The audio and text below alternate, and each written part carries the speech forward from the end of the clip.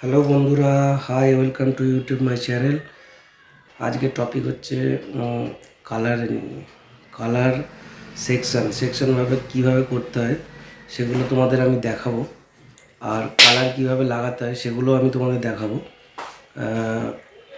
আমার এই ভিডিওর পরে তোমরা দেখতে পাবে প্রত্যেকটা ডেমো সমেত তোমাদের দেখাবো, যেটা হচ্ছে তোমরা নিজেরা প্র্যাকটিস করতে পারবে বা তোমরা বুঝতে পারবে যে একটা কালার কী টেকনিকে করব, কী সেকশানে করব। প্রত্যেকটা সেকশান ওয়াইজ তোমাদের দেখাবো, দেখলে আশা করি বুঝতে পারবে। যারা বুঝতে পারবে না তারা আমাকে কমেন্ট করে জানাবে, আমি অবশ্যই তাদের রিপ্লাই দেবো। আর যারা আমার চ্যানেলে নতুন আছে তারা সাবস্ক্রাইব করে দিও, আর পাশের বেল আইকনটিকে প্রেস করে দিও, যাতে নতুন নতুন কন্টেন্ট যখন আমি দেবো তখন তোমাদের কাছে যেন আগে পৌঁছে। তো চলো দেখে নেওয়া যাক।